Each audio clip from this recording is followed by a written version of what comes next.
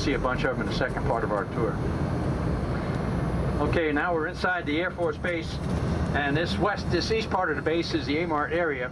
And as I mentioned before, we have aircraft stored here, about 4,400 aircraft. The west part, over to the right side, now we have some aircraft over here where we experiment with the coating we put on the aircraft. There's actually 2 layers of black coating sprayed on the aircraft and 1 layer of white coating sprayed on top of that. The black coating from the sun can do a real nasty job of modern electronics, so it's very critical. Certain areas get covered, and that's why engineering has told AMARG to cover certain parts of the airplane. And for instance, on the radar, the nose covered to protect it from ultraviolet. Look over to your left side, you see the F-16s over here. The entire top of the airplane is covered because engineering has told AMARG there's some electronic components in the top of the airplane they want protected from that ultraviolet. Depending on the capability of the airplane. Block 20, 40, 60, and all that.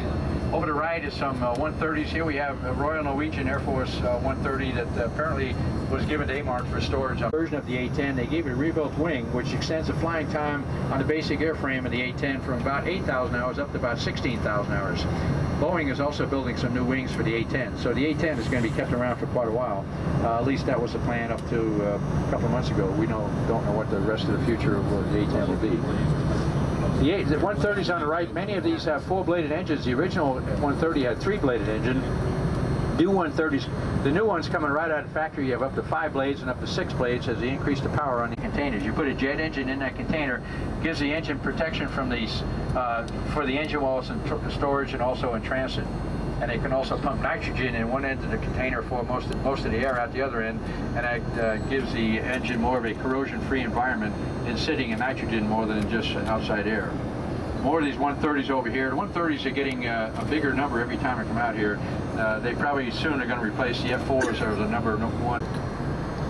Over to your left then, right now we have aircraft on fighter row and celebrity row here as we go down both sides, loosen up your neck muscles. We'll describe them on both sides. We'll start out on the left with the OB-1 Mohawk.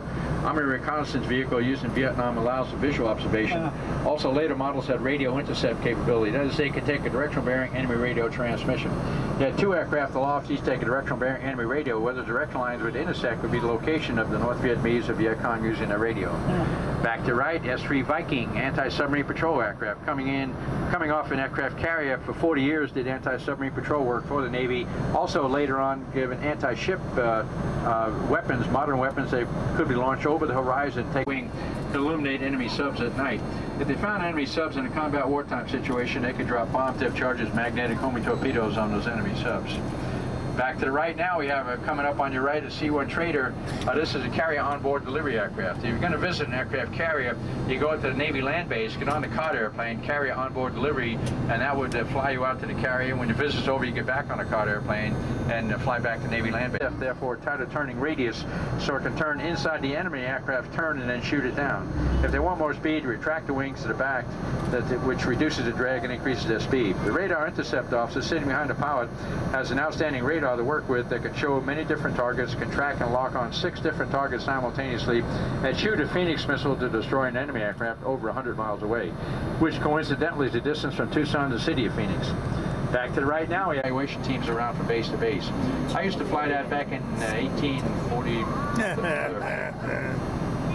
Back to left, H-3 Sea King, which is a rescue helicopter used in Vietnam, carrying can go in much better off going feet wet, landing in the ocean off of Vietnam, and have the Sea King pick you up and land in the jungle and have to escape and evade from North Vietnamese or Viet Cong.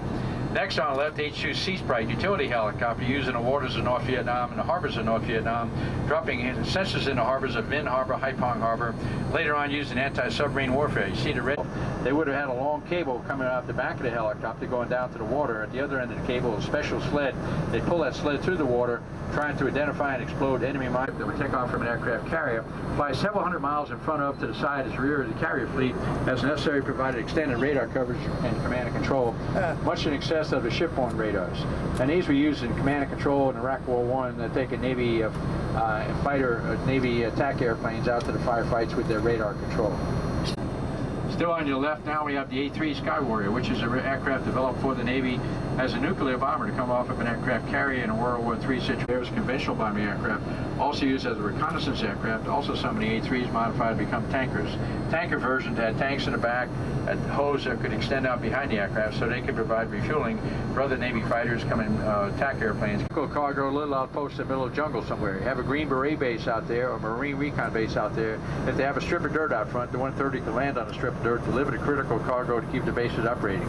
Even if the base is under enemy fire, if the enemy fire is not too intense, they can still deliver that cargo by making a low approach in that dirt runway. In that low approach, you open up the back doors and inflate a small parachute inside the back of the cargo compartment. The small parachute then pull a bigger parachute out of the back of the airplane. The big parachute then pull the payload, the cargo load, out of the aircraft. The cargo loads and parachutes land target ring, then looks right at the ground target, flies his aircraft to keep the ground target right in the exact center of his target ring.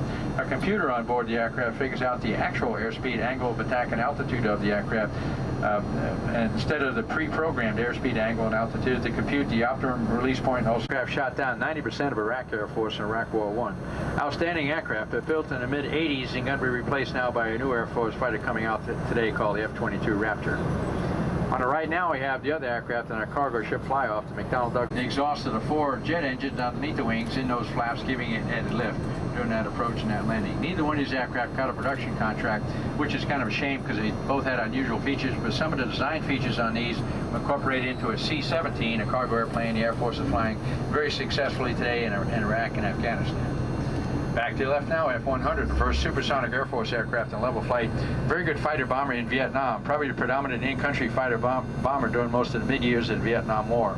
Also a two-seat version of the 100.